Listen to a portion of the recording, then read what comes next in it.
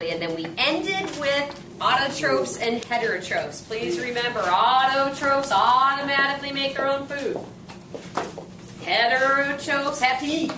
Like humans are heterotrophs because we have to eat. Okay, so that's where we ended yesterday.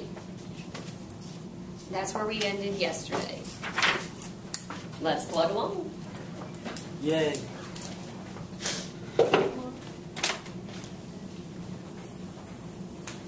Okay. Hey, the word metabolism is the next word on the agenda.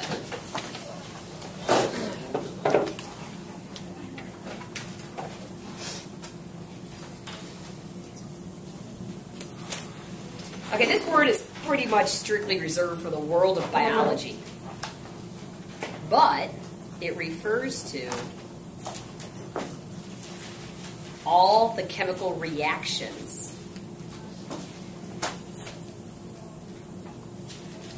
that take place in a cell. There's a lot going on inside each and every cell.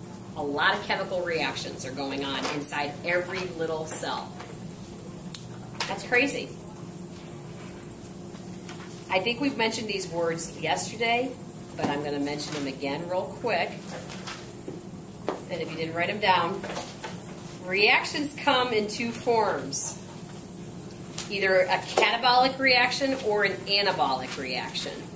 I want you to know the difference. Catabolic, do you remember? A catabolic reaction does what to a molecule? Did we talk about this yesterday? Yeah. Yep. A catabolic reaction does what? It breaks down something. Easy way to remember is a catastrophe. Usually something major happens and it breaks something down. So a catabolic reaction breaks something down. That's a great way to remember it. That's a great way to remember it. I like that. Do you have a good one to remember? Anabolic, building up? No. Just remember it's the opposite. I just remember it's the opposite. If you're not breaking down something, you're building it up to be something more complicated. Anabolic reaction. Cell respiration is a catabolic reaction because you're taking a glucose molecule, big sugar molecule, and you're ripping it to shreds and breaking it down. And at the same time making ATP. The digestion process going on inside you guys ate lunch, a couple hours ago. All that food you ate has to get kind of ripped down, like all those proteins need to be broken down. That's a catabolic process. Photosynthesis, however, is an anabolic process, anabolic reaction. We're not lucky enough to do this, but plants and algae are able to take real simple little molecules and build them up into big giant molecules like sugar. There are other we could do some anabolic. There are anabolic reactions going on inside your cells too. Remember, our cells are little factories. Our cells have the job of making proteins, lipids, and carbohydrates that our bodies use. Those are anabolic processes, building those proteins, building those lipids, building those carbohydrates. When we were talking about parts of the cell, we talked about that, the fact that they're little factories building things. Those are all anabolic reactions. Okay, another thing I want to talk about today is this guy right here. ATP, if you're interested in what it stands for, adenosine triphosphate. Okay, that's a big word, I realize, but what's more important that you understand here is that ATP resembles this, which you have seen before. Okay, it's basically a big molecule. It has a sugar right here. It has a kind of a base here. And it has these three phosphates that are represented by the circles. 3 phosphate. You have 3 phosphates. That's where I want you to focus. ATP is an awesome molecule. I think we mentioned, did we mention ATP basically being, I don't know. ATP is like the energy source for a cell. In other words, a cell doesn't run on gasoline. A cell runs on ATP. It's like the equivalent in a way. Now, ATP, though, is even better than gasoline because it keeps recycling itself. Once you take gasoline and burn it up, it's gone. Okay? ATP, however, has this amazing ability to turn into something else, but then turn back. What does it turn into? It turns into something that resembles what you see, but tell me how it's different. Two circles. This molecule is not called ATP because T stands for tri, which is 3. This molecule is called ADP. D for di. Di means 2. Adenosine diphosphate. Okay, this is cool. So ATP is like the gasoline of a cell. But ATP has this ability to go from ADP back to ATP. And this is what goes on in every one of your cells all the time. I got my ATP jar here. Okay? So this is actually just a model for ATP. I use this to kind of demonstrate how ATP works. It's so important inside cells. It all comes down to those phosphates. I represented each of those circles, phosphates, with a white band. Okay, so obviously the ATP molecule has 1, 2, 3 of them. When a cell needs energy for whatever reason, to grow, to divide, to move things in and out of it, whatever it needs, it's literally going to take one of those phosphates and make it leave. When a phosphate leaves, energy is released. That energy goes on to do work for the cell. That's it. That's simple. Now I'm left with ADP. ADP is wonderful because there's another process by which this thing pops itself back on, making ATP again. Well, funny. So Mrs. Hatcher, you're saying there's a process out there that makes ATP. What's the process by which that phosphate gets popped back on, guys? We've already said the word a billion times. The process by which ATP is made, which is called cell respiration. So the whole point of cell respiration is to make ATP, but really the whole point of cell respiration is to put that phosphate back on. Now we got our ATP again. It's ready to do more work. Okay, think of, I like this overhead I have here. Where did it go? Oh man, notice the decorations. Notice the decorations. You had on your overhead. Oh. Okay, I like this. This is a little visual analogy of ATP. You have both here. You have ADP on top, you have ATP on the bottom. You can think of ATP as like a charged battery. Why is it charged? It's got all 3 phosphates on it. Bam. It's charged. It's ready to go. When energy is needed, it'll pop off that phosphate. That energy will go off somewhere to power some other process, but the molecule that's left behind is kind of like an uncharged battery. The process of cellular respiration is going to stick that phosphate back on to make it ATP again. Yeah. Can they get like 4 phosphates? No, I've never heard of 2 phosphates popping off. I've never heard of attaching an extra phosphate on there. No. It's a good question. Somebody else asked that in the other question, in the other class too. That's good. Now, it only goes from 3 to 2 and nothing else. Good question. All right. So far so good, right? This isn't hard. This isn't difficult. All right. It's going to get a little complicated, but not much. So basically, I want to talk about the details then now. You obviously got the big point. The whole point of cellular respiration is to make ATP, to pop that phosphate back on.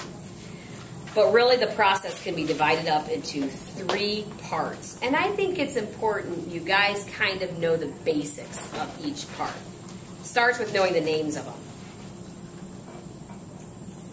Step 1 is called glycolysis. Step 2 is called the Krebs cycle. Step 3, unfortunately, is a really big word. But it means something simple, like science always does. Oxidative phosphorylation.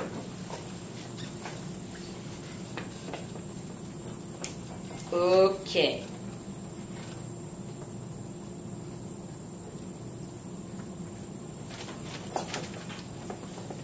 Here's what's going on. This is probably where everybody seemed to think they couldn't get it, but I know you guys can. Let's go over the basics first. Glycolysis. Glycolysis is an anaerobic process. Did we talk about that word, anaerobic? Anaerobic? I'm going to review it anyway. Whereas the Krebs cycle is an aerobic process, and so is oxidative phosphorylation. Here's what those big words mean. It's really easy to remember. Everybody go to a YMCA class or somewhere and take an aerobics class? Okay. When you're in aerobics, I don't know about you, but, you know, you get tired. You're breathing a lot, taking in a lot of oxygen. That's everything I do. Aerobic means you need oxygen. In other words, these two processes over here need oxygen in order to work. Those two phases. The first step of cell respiration, actually, no O2 needed. You don't even need oxygen yet. Okay, so even though the whole process as a whole, cell respiration, needs oxygen, you really only need it for this next, the second and third step. All right, so that's the first difference between these three parts. Glycolysis occurs in the cytoplasm of the cell. Remember the cytoplasm is just the goo inside where all the other organelles are found. The Krebs cycle and the oxidative phosphorylation take place in the mitochondrion. Now you're talking the mitochondrion, which you guys all know by now is the powerhouse of the cell. Well, this is why it gets its name, because the Krebs cycle and oxidative phosphorylation take place there. Okay.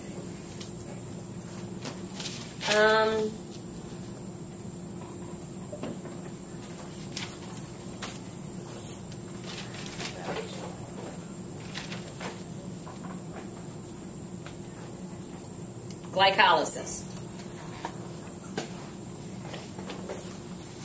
Starts off with the glucose molecule. Makes sense. Sugar is one of the starting ingredients of cell respiration. This is why we eat, so we can get the sugar. Okay? When it's all said and done, by the end of glycolysis, that glucose is going to transform itself into another molecule called pyruvate. I realize it's a big word, a molecule, but I still want you to know. If you are a visual kind of person, here's how I'd remember it. Glucose is a 6-carbon sugar. Pyruvate has 3 carbons in it. Look what you just did. You basically took a molecule like glucose, a big molecule, and you ripped it in half. And that's exactly what you have here. In other words, actually at the end of this cycle, you end up with, and I'm going to put it in parentheses, 2, because you end up with 2 of those things. Makes sense. It's like taking a molecule and going, rip it apart. A couple other things happen in the process. You are going to make a little bit of ATP already, not a lot. You're also going to make something else, another molecule. Okay, now here's where everybody kind of freaks out. In other words, this glycolysis process, this first process is going to make a little bit of ATP, but it's also going to make this molecule called NADH. Okay, here's what I'm going to do. NADH is, I can't draw it. You guys know my drawing. I'm trying to draw a purse. Okay, I'm going to put the word purse inside of there. Literally, a fanny pack or a purse, something that carries something. NADH is like a purse that only is going to carry electrons, for electrons only. In other words, NADH is something called an electron carrier. Well, that makes sense. It's something that carries electrons.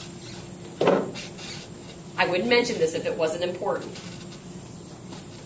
Okay, so you have this molecule here that basically acts like a purse that's going to basically carry the electrons. Where's it getting the electrons from? Glucose. As it's getting ripped to shreds, electrons are basically going to be transferred into this purse. Okay, let's move on. Basically what happens next is that pyruvate that I just made is going to continue to get ripped to shreds.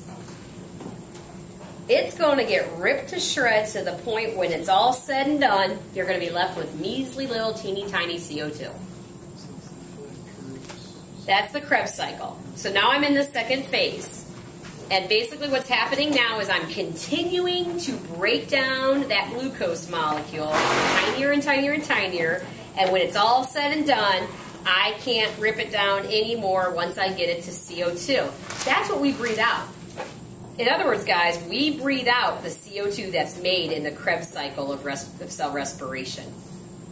So you're like, oh, okay, well then we're done, right? But why is there another step up there if we've already ripped glucose to shreds? Let me get to that in a minute. Before I do that, this process here is also going to make a couple ATP, which are going to go off and do things. You're also going to make 8 of these NADHs, these electron carriers. In other words, you're making more of these purses that are carrying electrons. Okay, cool.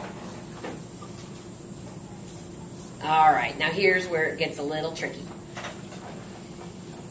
There's nothing else to rip down.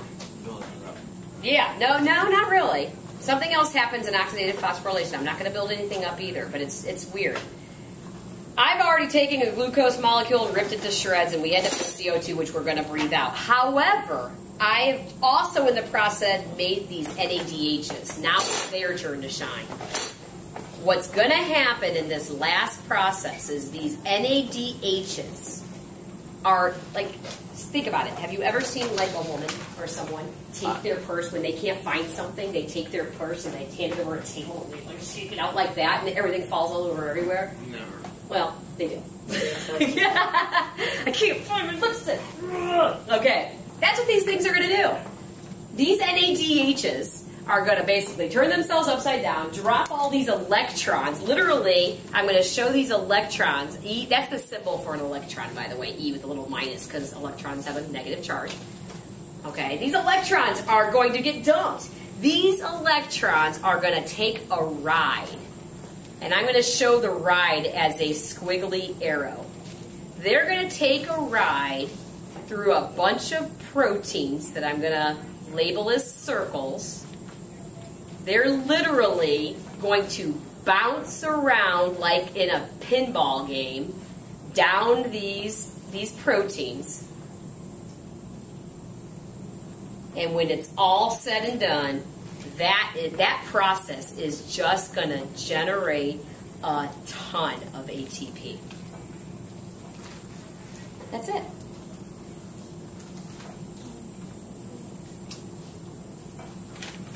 Lots of big words, but to be honest, I don't know. If you've been paying attention, I don't think it's going to be that hard. Let me kind of recap though, because it is kind of detailed and it has some big words, but don't get caught up in the big words. Follow the electrons in a way. Okay, cell respiration, the process that's going to ultimately make ATP, and a ton of it, is a 3-step process. The first step actually takes place in the cytoplasm of cells, doesn't even need a mitochondrion yet. It's anaerobic, doesn't need oxygen. Doesn't need a mitochondrion, doesn't need oxygen. Okay, and in that first step, that glucose molecule, that big 6-carbon molecule is going to start getting ripped to shreds. You're going to make a little ATP. That ATP is going to go off and do something in the cell, but more importantly, you're going to make these NADHs. Step 2, that pyruvate is going to continue to get ripped to shreds until ultimately it turns into CO2. Can't be ripped to shreds anymore. But that process is going to make a little more ATP, which is going to go off and do some things, but it's going to make a lot of these NADHs. These NADHs are really important for the third step, because those are going to get channeled over to a certain part of the mitochondrion. Basically, those NADHs are going to dump off their electrons. Those electrons are going to take a ride down the protein chain, and when it's all said and done, a ton of ATP is going to be made. A great test question would be, which step of cell respiration generates the most ATP? Oxidative phosphorylation. By the way, the word phosphorylation, it looks really big. Phosphorylation, but it looks a little bit like the word phosphate. Okay, wait a minute. Phosphate. Well, remember, the whole point of this process is to take a phosphate and shove it back on a molecule. That last step is literally the process where that ADP, I can even put the ADP, gets changed into ATP. In other words, it's that third step where the phosphate's going to actually be shoved on the molecule. That's what the word phosphorylation means. You're sticking a phosphate on the molecule. Isn't that hard, is it?